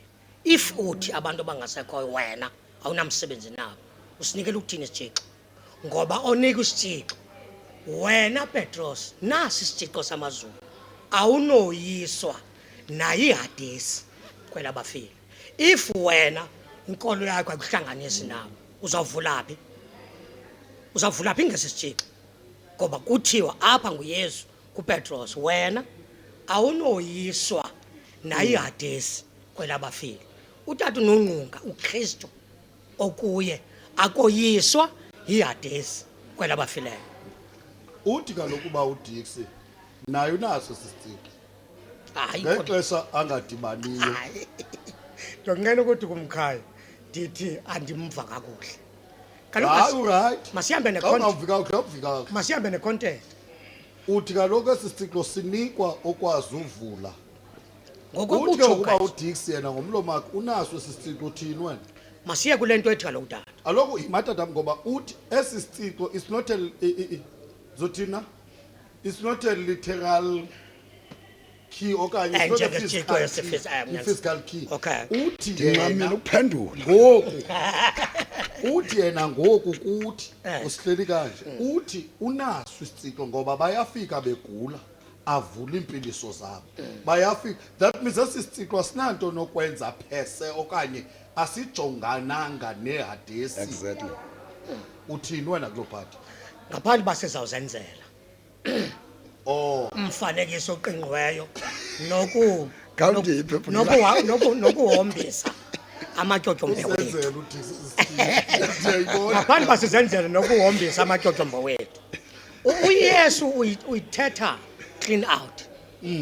Nasi isithixo ake sithi ke igift ihambe lento ethethwa ngomkaya. Nansi igift endikunika yona uyayisebenzisa awunoyiswa iHadesi kwelabafili. Mandimi umuntu ohlayo athabatha intimbo eHadesi ngone kwesithixo. Ukuba umuntu akabelieve ngabangasekhoyo hayi ngaphandle basesinye isithixo ezibini ukhona lekhi athetha ngayo uYesu lazenzeleyo nokuba ke mhlambe ukhona esinye sesibini esinempilo sophakathi but ezinthetha ngazo sesokuvula angoyiswa iyadesi kwela bafini yenina niyabona ezitsiko nivula ngazo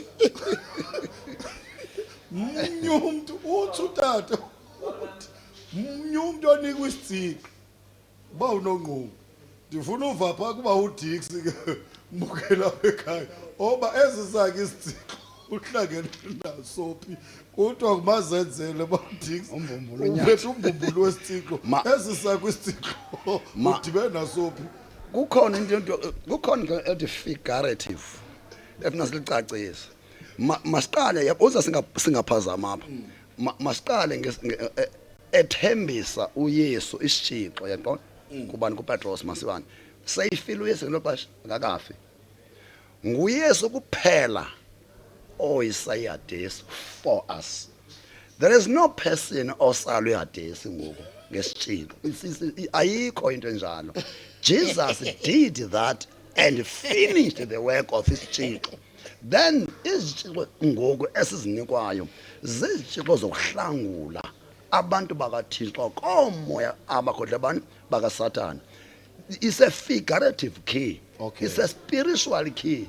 Akekho umuntu emhlabeni noba kuthiwa nonqungu namandla akekho umuntu osenesithixo sehadesi. It was only Christ who did so.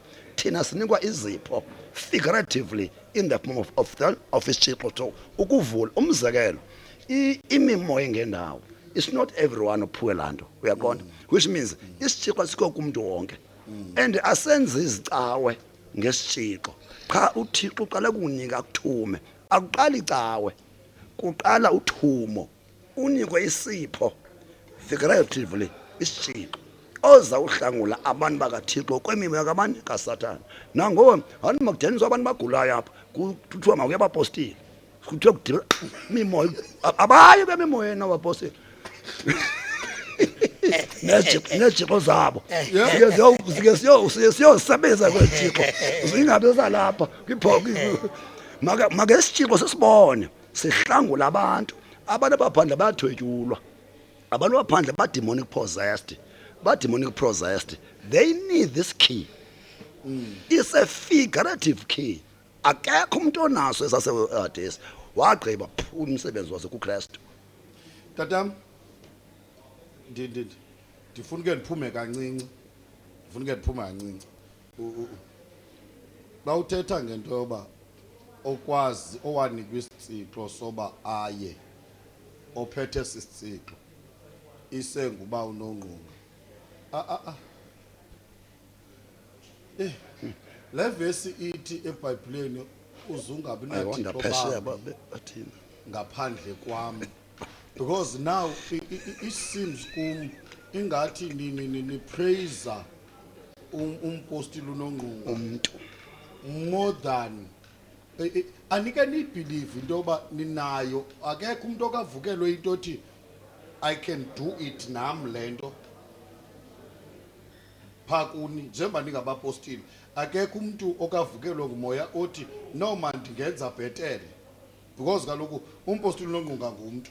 Akekho umuntu othi ndingenza bhetele than yena. Ayike nidibane lezo challenges. Ndifuna uya kule nto, ndifuna uzumbamba apho ndiyakhona noba nawe sowundiva apho ndifuna usezela ndisiya ngakhona. Njengoba izitsixo ziphethwe nguye akekho umuntu onethi ndingasiphatha bhetele kunompostile unonqungu esisitsixo. Mandiphinde ndibuyele umva bisho. Okwesibini before ndiphendule uzuxa undiphendule esi sitsixo xa inobhubha lo muntu usiphetheyo kuzothina. Mama mandikuphendule bishop wami umbuzo wakho mhle kakhulu. 1 bendithe akekho umuntu onokukhonza uThixo espacing. uThixo ukhonzwa esemntwini enyameni. Apha sikhonzi nonqunga. Sikhonza uThixo okunonqunga. Uba unonqunga uyabhubha isithixo umele asishiye kulo wasishiya kuye njengoYesu. uYesu xa ebhubha isithixo samazulu ushiye kuPetros. uPetros xa ebhubha washiya kuYakobi. uThixo wavela esithi uJohane akasayukufa akubone ukufa engabazalanga ntoni abapostili. Ngamanye amazwi isithixo sasiyeke kuYohane ukuze azale abapostili. Umpostoli xa ewa ushiya omnye. Njengathi utata wafa wazala mna. Njengoba kufiwa kuyazala. Uzama uthi tatam esisiciko sizosuka ngomso xa inolalo umpostoli nongqo. Siya komnye umpostoli enhloko.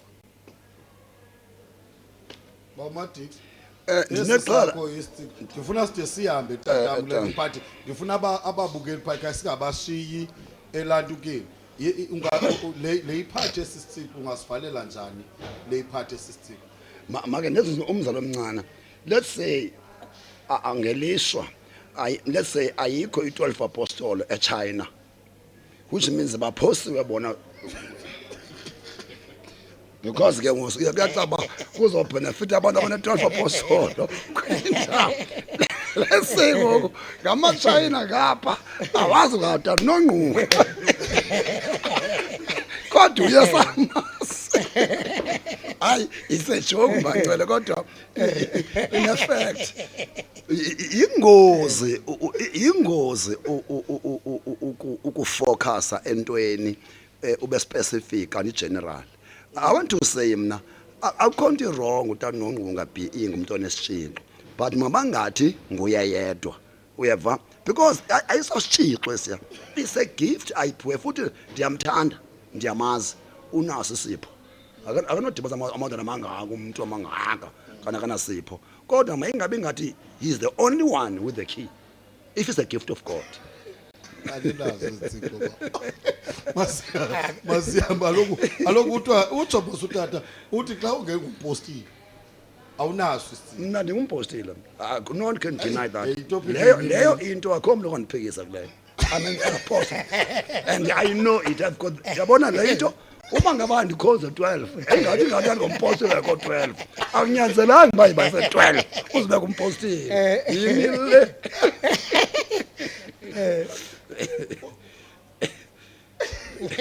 enye bawudix ngokuzala ngoba babe kuthiwa ubesiphethe enye into besoduze nenye hayi bapostile baninzi apho ndifuna yakhona abotata bam ndiyahalela sisondele ngase kuyivaleli party mandigqithe kulento pha nje ayikho kwibabukeli ayikho kule package besiza nayo ndenze bawungawuthiwa siphumile emxholweni. I know ababukeli bethu ba sensitive ngolona hlobo alifuna ukuthiwa siphumile emxholweni. Tatam intoni umpostile? Umpostile ngumthunywa ngokukodwa kwabasungulwe inkosi. Umpostile ngumthunywa ngokukodwa kwabasungulwe inkosi. Umbona njani umuntu ukuba ngumpostile ufamba ngumpostile? Lento engumpostile luthambiso. Umpostile abe ngumpostile ngokutsho kwakhe ngomlomo. Simbona ngoba uthanjisiwe. Uthanjiswa ngubani? Igusha bawubhishophu izala enye igusha. Umpostile uzalwa ngomnye umpostile.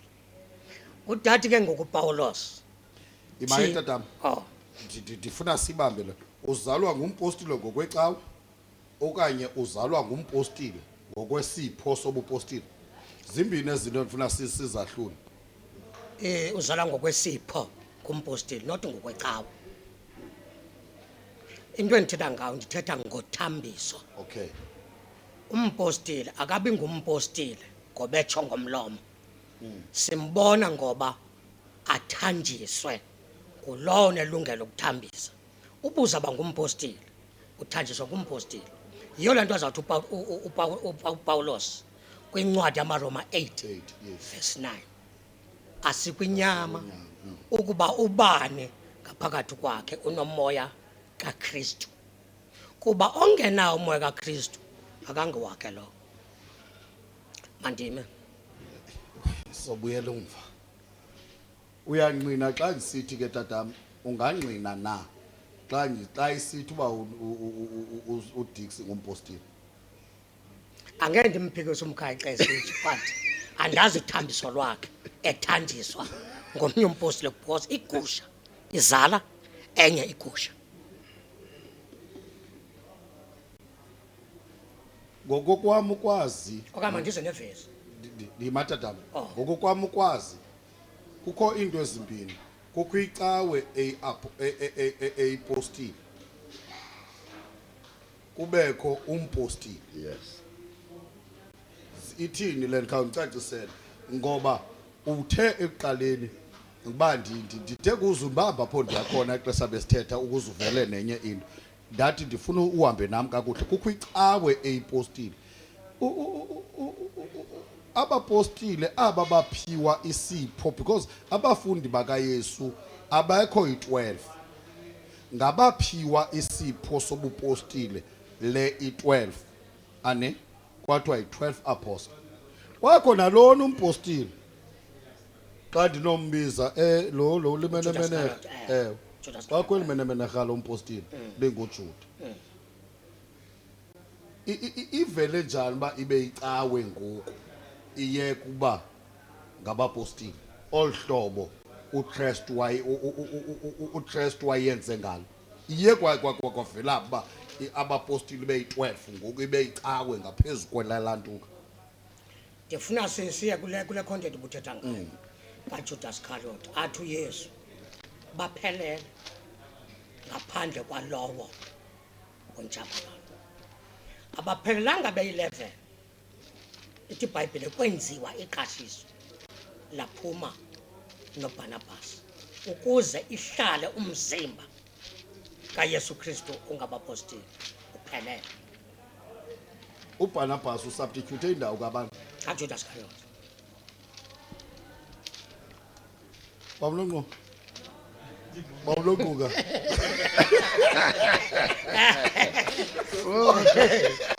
ulahlekile bawuDix uyayiva mos lento zabo uyiveza apha apha ndileqa pha kumagalati ke tani because utata andifuni mina ngumkhaya wami lo ngaze yaphelana kamnandi ngezwi yeah uthi upha uPaulos pha ku chapter 1 ku verse 11 kaloku ndiyanazisa bazalwana ukuba azingoko umuntu indaba ezilungileyo ezizashunyelwayo ndim kuba namlo andizamkelanga mntwini andizifundiswanga nokuzifundiswa ndazamkela ngokutyhilelwa nguYesu Kristu. Ingxaki abantu abangayiqondiyo how deep this scripture is bazocinga ba kunyanzelekile ba wonke umuntu ongumpostile abe ubeke ngumpostile akunjalo. Bakhona abantu Thixo baphefumlela from birth like uPaul. Zothi uPaul wenza wona umpostile wenza lo mbani because babembaleka mas no Petros bemoyika. There are apostles by birth. The apostles ababekwa ngabantu but seemingly lecawe yabo babeliever ekubekweni kompostile ngumpostile of which is not wrong.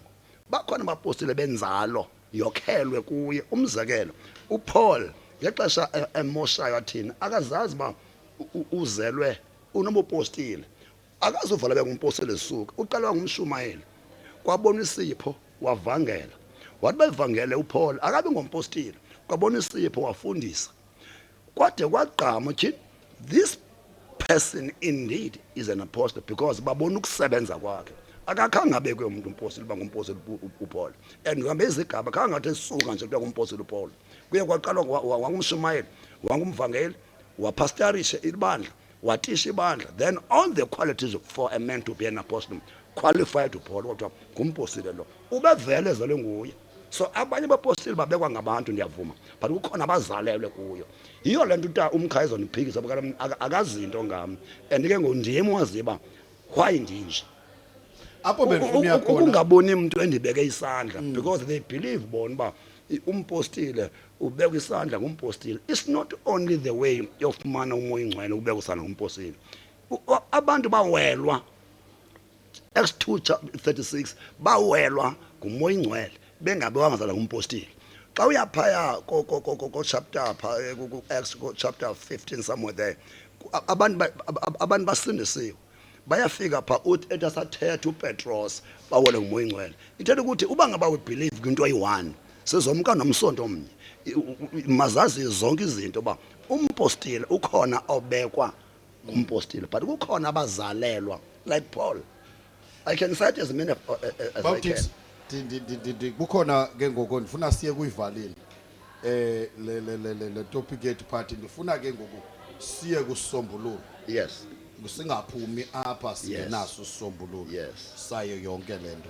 Iyacaca okokuba ngohlobo elimamele ngalo babukela apha emakhaya izwi lona liyaziwa limile kodwa luhlobo interpretwa ngalo izwi masivumelani izwi limile but into esilimazayo luhlobo elitheni eli-interpretwa ngalo ngoba izibhalo uyazikota utata epostile nawe bawudix uyazikota uyayivaleni itshoyo but luhlobo esi-interpreta ngalo izwi nohlobo efama senza ngalo elizwe sil-interpretayo apho ndifuna yakhona niyabhilive ekuthandazeni tatam ekuthandazeni lanithandaza njengoba abanye bathi xa bethandaza egameni loThixo uThixo uNyathixo umoya abanye babe egameni kaYesu waseNazaretha Thixo wethu niyabhilive ekuthandazeni kakhulu xa niqala ukuthandaza Mosi umthandazo yinto ekuxhumanisa Mosi noThixo ane mandibe kohlobo lakho ndifuna le term yakho kaThixo ithi ndifuna le kodwa you so understand guys uba ndiphula idingene umthandazo into yokuxhumanisa exhumanisa nobawo xa nina niya ngompostile uNongqunga ithini ilantuka kaloku bendiyilungisele into ethi asikhonze uNongqunga aloku sikhonza uThixo okunongqunga amanye amazwi ukuthandaza siyakwazi ukuthi egameni loThixo uyise uThixo unyana noThixo umoya ingcwele sithandaza uThixo kuba awunomkhonza uThixo esispace ikhona apha icontractor khona kodwa kancane nje le lantuka tatam aloku apha besivumelene wayibeka wathi kukhona awukwazi ukhonza uThixo sespacing umkhonza uThixo esenyameni that means ngokompostile nikhonza uThixo okumpostile uNongqunga that means indlela enisa kulento ingaphakathi ngumpostile uNongqunga usiyavumelana sivumelana ngamandla that means kaloku nomthandazo wenu kusuppose okokuba udlula via umpostile ngoba niya kwinto ekuye nenza kanjalo ngiqibile bawudix do you believe kwi hayi ndithemba siyasuka sithana umzekelo mna ufuna abaxa kuthiwa mabakhalime ngegama likaThixo because ukuthi sithanda ngegama likaThixo uyise unyama uThixo usinika straightforward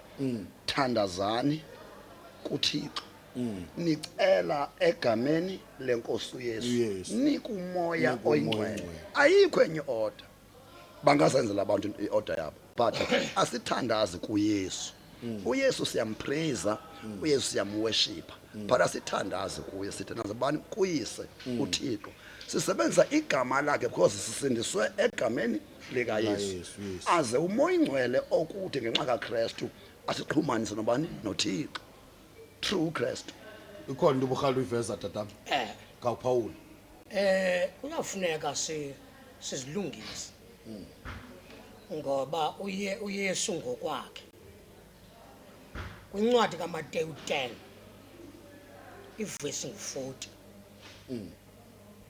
uthi lo wamkela nina bapostile wamkela mna nalo wamkela mna wamkela owandithumayo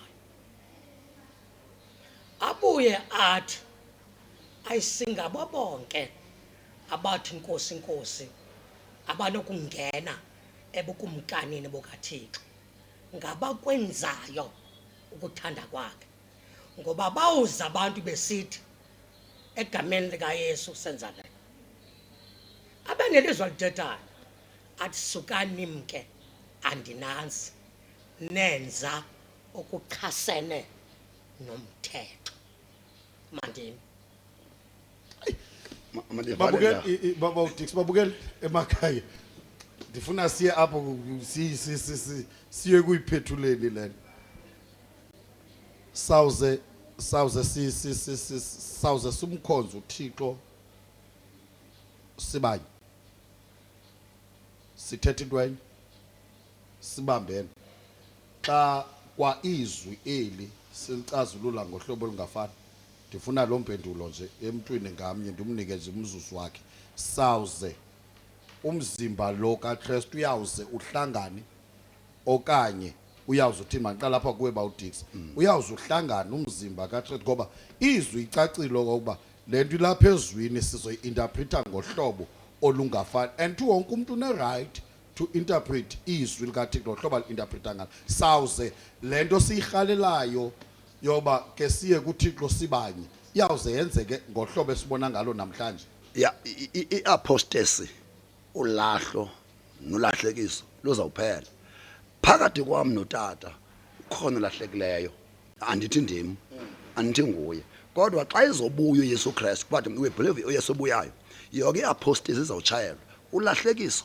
ulahlo luzawutshayelwa simfune simbone uYesu ngomoya wakho ukuthi okwangoku asikwazi ukuyenza inkani but uYesu xa ebuya ibandla lakhe has to be glorified alikwazi ukuglorify ibandla lisezintsalo ndivale ndisithi I'm an African ndibuhlungu njengomuntu wepolitiki sele utata namhlanje siphikisana nje is because we are colonized ngifana ngalonto bawudix enye imini ke ngokule iyeke sesilwa nje ngayonke neBhayibheli uyabona ngoku uzanenye into ngokuthi bawudix sesiyabe kangaka sesiyabukela ekhaya yini ubawudix baba umathisa mali lapha ekhaya ibukhona ixesha lokho coloniziwe sesiyabe kangaka bawudix uzothi sesivala konirhabulise man hayi baba uDix tatama hayi icolonialism madoda iyas affect us spiritually I want to just nicacisa lonto man of God i-missionaries ezifike ezazigospel zizwe ezenza kube nje namhlanje i-missionaries the-orthodox azishumelanga salvation hence yonke into ezalwa zi-missionaries the-orthodox ayimfuni umoya ingcwele yiyo lonto then i-Pentecostal missionaries ngabantu bokuqala babeke igospel kamoya ingcwele sele icawe ezininzi zivule ngokwe-orthodox mission style hence kunje namhlanje hayi bukele ekhaya mandehle hayi mandehle bawudix bese ndiqomba yini sesiyabe kangaka xa uvala wawandisa kwilantuka lo ngumpostile funeka kwaye tatam bandikunike tatam amazwi akho sawuze sihlangane xa kuthi uba uDix uvele lenye into do you believe uyawubuya uyiKristu yabona ke kukhona isixhosa esikhona uba uDix hayi ivele uba uDix uyabuya webuya uYesu Kristu ezolanda ibandla ndifuna siqala lapho do you believe uqala kulonto kuzobuya yabona umkhaya benzawuthi uba bephanga phandle uze nenye uYesu Kristu kudala wabakhona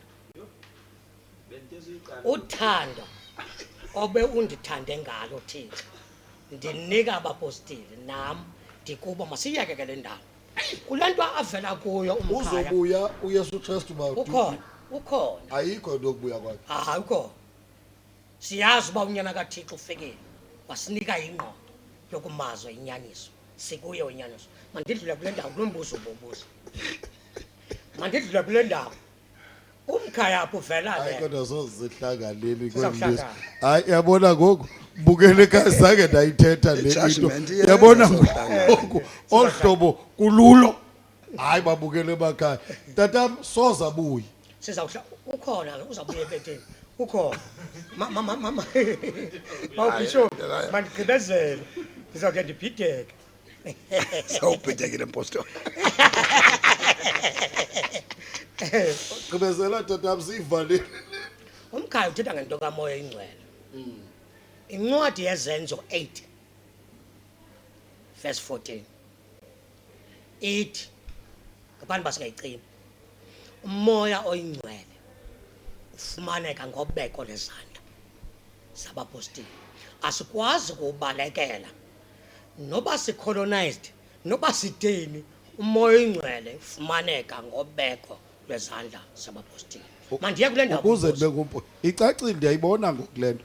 Ukuze ndibe ngumpostile kufanele ndokhangela umpostile lonqongandibeka isandla ndisekwazi uba ndibe ngumpostile. ungalibazi sinam ndingakubeka xa kufike ithuba loba ndikubeke ngoba ndingulo mpostile onelungelo negunya lokubeka. Mandiphendule umbuzo wakho. Hey, bawudikisa umpostile beli ngathi uyaprove ufuna isikhali license. Ndingathi ndiphendule umbuzo. Sizawuhlangana qha thina nakubeni uYesu sesimamkela asimva. Asimva. Mateyu 10 uthi zikhona izimvu zikabawo ezikwintlanti ngeentlanti ziqokeleleni thetha nabapostile bakhe zibe buhlantini bunye ukuze umalusi abe mnye Kuba lo malusi. kuYesu Kristu. Oh. That means ziqokeleleni. Tatam masivaleni lena. Sivale. Wabukele emakhaya. Bekumnandi okokuba sihlale kunye sonke. Kodwa uyabona okokuba kusezoba nzima.